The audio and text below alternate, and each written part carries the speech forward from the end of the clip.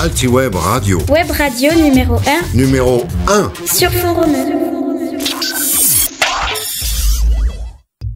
Salut tout le monde, bienvenue pour cette nouvelle émission de l'Altiweb Radio, la radio de notre lycée. Je suis en compagnie de Maxime. Oui. Salut Maxime. Bonjour Kevin. Je suis également avec Nathan. Bonjour Nathan. Salut Kevin. Et également avec Simon, mon collègue. Salut Simon. Salut collègue Kevin. Et donc aujourd'hui il y aura peu de rubriques, il n'y en aura que deux au final. Et oui. Il y aura donc en premier lieu la paléontologie de Kevin. C'est ça, c'est moi. Et enfin les insolites de Simon. Absolument. Eh bien on va commencer. Et bien commençons. Allez, donc avec la paléontologie de Kevin. Allez Simon, lance-moi mon magnifique jingle. Allons-y pour le jingle de Kevin. Ça veut dire Kevin vous présente sa rubrique paléontologie. Oui, bon, ça va, hein. Bonjour tout le monde, bienvenue dans cette rubrique de paléontologie de la saison 3 d'Altiweb Radio, la première de cette année. L'année dernière, je parlais beaucoup de paléontologie, mais je n'ai jamais évoqué cette science dans les Pyrénées-Orientales. C'est pour cela qu'hier, j'ai tapé sur internet Pyrénées-Orientales et paléontologie. Et voilà ce qui m'est apparu en premier. Une incisive humaine vieille de plus de 500 000 ans a été découverte sur le site archéologique de Tautavel dans les Pyrénées-Orientales. Je rappelle que Tautavel est une commune connue pour ses ossements préhistoriques et c'est d'ailleurs pour cela que les scientifiques ont surnommé l'un d'entre eux l'homme de Tautavel. L'homme de Tautavel, un de nos ancêtres qui vivait il y a 300 000 années, y a été découvert en 1971 par l'équipe de chercheurs Henri de Lumley grâce à l'assemblage d'une centaine de fossiles. Très bien Kevin, qu'as-tu d'autre? Et je poursuis avec le pire prédateur de tous les temps. L'homme? Ou le cloporte. Eh bien non, pas du tout, c'est le mangeur d'escargots. Oh bah j'étais pas loin finalement. L'homme? L'homme mange des escargots. Non, c'est pas l'homme qui mange des escargots. Non, c'est un mangeur d'escargots.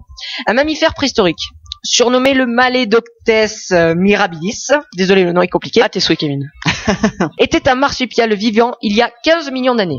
Était un mammifère qui a croqué les escargots à pleines dents. Nathan. Est-ce que tu pourrais rappeler ce qu'est un marsupial? Alors un marsupial, c'est un petit mammifère. Ce petit mammifère vivait en Australie, du temps où son paysage ressemblait à l'Amazonie, dans une forêt humide. Donc voilà le plus grand prédateur de tous les temps, le Maledoctes mirabilis, le serial killer des escargots. Oh, mon Dieu. Évidemment, on vous mettra une photo sur Twitter pour voir à quoi ce truc ressemblait. C'est le mangeur d'escargots. Le mangeur d'escargots. Moi j'ai bien envie de savoir à quoi il ressemble. Il y aura une photo disponible sur Twitter. C'est tout pour moi. Merci de me suivre sur Altiweb Radio. Merci Kevin pour ta rubrique. C'était très intéressant. Très instructif, tout à fait. Là, un petit peu de paléontologie, ça fait pas de mal. Et on va enchaîner avec la rubrique suivante, qui est celle de Simon. Les insolites. L'insolite de Simon, c'est à toi. Allez, eh bien alors, c'est parti. J'ai envie de dire. Les news insolites de Simon. Et bienvenue à tous pour cette rubrique insolite. C'est parti. Première info. Est-ce que vous êtes déjà allé chez Starbucks? Ouais. Non. Non, alors, en fait, c'est une société qui fait en fait des cafés comme on voit dans les séries américaines avec leurs gobelets en plastique là. Donc, en gros, c'est ça, Starbucks.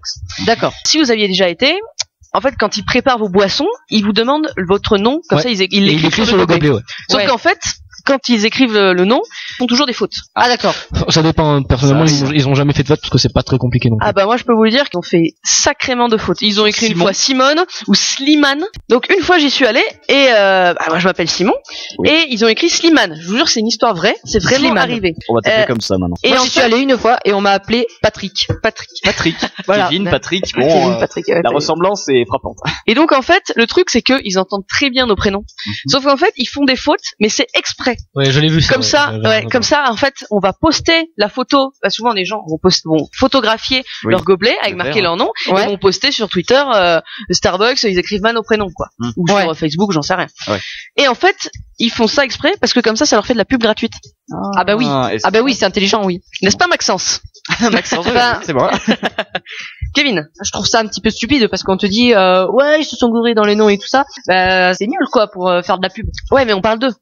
C'est une très bonne pub. Non justement c'est une très bonne pub parce que c'est comme ça qu'elle s'est construite la marque surtout. Enfin. Oui ça fait. Maintenant quand tu dis Starbucks, bon tu penses café mais tu penses aussi les mauvais prénoms en gros. Enfin. Ouais c'est. Moi je vais leur faire un procès parce qu'ils ont osé se gourer dans mon prénom. Bon c'est le folklore américain. As-tu autre chose Simon? Ouais deuxième info. J'ai trouvé la couleur la plus laide du monde. Ah. Enfin c'est pas moi qui l'ai trouvée, elle a été désignée.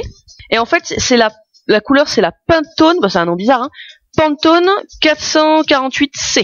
Qu'est-ce que c'est que ça? C'est une sorte de kaki un peu pas très belle, quoi. Ouais, c'est limite du noir, hein. Ouais. Je vois du rouge, c'est parfait. Je peux voir? C'est ce qu'on appelle du cacadois. Ah oui, d'accord. Oui, c'est tout à fait ça. C'est tout à fait cette couleur. Bah, c'est une sorte de cacadois et en fait, elle va être utilisée pour les paquets de cigarettes neutres qui vont être mis en place. Alors, je sais plus trop quand, mais qui vont être mis. Pas janvier 2017. Peut-être, c'est janvier 2017. Donc, ils vont être mis en place janvier 2017. Et du coup, ils vont mettre cette couleur sur les paquets de cigarettes pour en fait décourager les fumeurs qui vont acheter les paquets de cigarettes. Alors, l'intention est louable. Je pense pas que ça les décourage. Alors, ce qui me pousse à lancer ce sondage, qui fume ici? Personne. Voilà, sondage terminé. Ok, merci. Merci. Non, c'est tout pour moi. D'ailleurs, fumer, c'est mal. Exactement. Merci Kevin. Ensuite, troisième info, c'est le site BuzzFeed qui a dévoilé un sondage concernant en fait les goûters. Donc c'est sur Twitter et c'est le classement ultime des meilleurs goûters. Sérieux? Ah bon? Ouais. Alors j'ai pris les 3 premiers. Il y a les figolus. Qu'est-ce que c'est ça? Je sais pas ce que c'est. Ouais. C'est très sec ça pourtant. Bah j'aime bien les figolus. Qu'est-ce que c'est? J'aime bien le goût aussi mais c'est très sec. En gros c'est des biscuits en fait où dedans c'est de la figue. Ah d'accord, c'est ça. Ah ouais, d'accord. C'est plus des sablés à la figue. Ouais, c'est des sablés à la figue, voilà, on va dire ça. Mais c'est très sec quand même, enfin c'est assez sec. Bon, c'est pas mauvais mais c'est assez sec. Ensuite en deuxième, il y a les Kinder Pingui. Ah, les piquis J'ai jamais mangé ça. Moi non plus. C'est lesquels ceux-là? J'en ai pas Kinder Pingui, je crois que c'est ceux qui sont comme un 4 quarts au chocolat avec du blanc dedans. Ah, c'est très, c'est ah oui, bon, oui, ils sont bons. Ça a l'air bon, mais j'en ai pas bouffé. Bon. Moi, je prends des bons gâteaux bio. Des bons gâteaux bio. Parlant de Kinder, j'ai entendu parler que Kinder voudrait arrêter. On a fait en sorte que Kinder arrête de vendre les Kinder Surprise. Ouais, j'ai entendu ça dans certains pays. L'Allemagne, je crois, veut arrêter de vendre les Kinder Surprise parce que ça incite les enfants à manger. Le fait qu'il y a un cadeau dans l'œuf, ça incite les enfants du coup à manger des bêtises, du chocolat et tout ça, du mauvais chocolat. Et du coup, l'Allemagne veut arrêter la vente de ce truc. Mais laissez-nous manger du gras et devenons obèses tous ensemble. C'est pas ça, c'est les parents qui achètent, donc c'est aux parents de surveiller. Parents, oui, mais j'ai entendu ça. On veut que Kinder arrête de vendre les Kinder Surprise. Mais est-ce que ça va passer? Parce que c'est quand même vachement implanté Kinder. J'ai l'impression, j'ai l'impression que ça va passer. Ah ouais? Ah. Bon. C'est comme en France qu'il faut que ça passe à l'Assemblée nationale, au Sénat, à l'Assemblée nationale, au Sénat. Non, il y a pas ça, il y a pas ça en Allemagne. On n'est pas sorti de l'auberge. Ça changera pas trop la vie, moi, les Kinder Surprise. Donc ensuite, après les Kinder Pingui, il y a le pain d'épices et après les Pim's. Ah, le pain d'épices, c'est bon. Ouais, le pain d'épices. C'est bon, le pain d'épices. Oui. Le pain d'épices, moi, j'en mange à Noël. Attends. Qu'est-ce qu'un Pim's, du coup? Un Pim's, alors c'est les petits, pareil, les petits sablés avec du chocolat et à l'intérieur, à l'orange ou à la fraise. Ah oui, je vois ce que oui, ça c'est bon, ça, ouais. Continuons, c'est bon. Ensuite, est-ce que vous avez entendu l'histoire de la prof qui fait pédaler ses élèves? Ça se passe en fait aux États-Unis. C'est une prof de maths qui a fait installer sous les tables de cours des sortes de pédales comme les vélos, tu sais, les vélos d'appartement. Ouais. Sauf qu'il y a pas le guidon, quoi. Donc en fait, elle a fait installer des pédales et d'après elle, ça éviterait les comportements perturbateurs. Alors évidemment, t'es essoufflé. Donc maintenant, en fait, dans la cour, t'as des mecs en sueur, ils sont là, t'arrives, t'as fait sport? Non, maths. Non mais honnêtement, c'est très bizarre comme idée quand même. Hein. Oui, mais t'as du mal à te concentrer quand tu fais un effort physique comme ça. Ouais, c'est très curieux. Bah à mon avis, l'effort, il doit pas être très gros. Mais assez pour pas qu'on fasse des bêtises. Remarque que c'est une idée ingénieuse pour que le comportement des élèves s'améliore dans les classes. En tout cas, c'est original. Ouais. C'est original. C'est ce qu'on peut dire, mais... Puis au moins t'as une excuse pour plus aller faire de sport après, quoi. Voilà, c'est ça. J'ai fait maths, c'est bon, je suis séché. Ensuite, ça se passe à Ibiza. Il y a un homme ivre, donc il était totalement arraché. Ouais. Il a acheté pour 35 000 €. Évidemment, il peut plus annuler la transaction. Un bus. Ouais. Est-ce qu'il y a le permis bus? J'en sais rien. Bon, après, acheter un bus, c'est pas non plus très grave. Après, le problème, c'est où est-ce qu'il va se garer, quoi. Et puis, où sont maintenant ces 35 000 $? Enfin, voilà. Dépenser 35 000 € pour un bus, c'est pas non plus ce qu'il y a de plus grave, mais après, tu le stockes où, quoi. T'as pas un garage à bus, quoi. Oui, voilà, qu'est-ce que tu en fais après du bus? Tu vis dans ton bus, comme il y a un chanteur qui vient dans un bus. Mais est-ce qu'il est riche, du coup?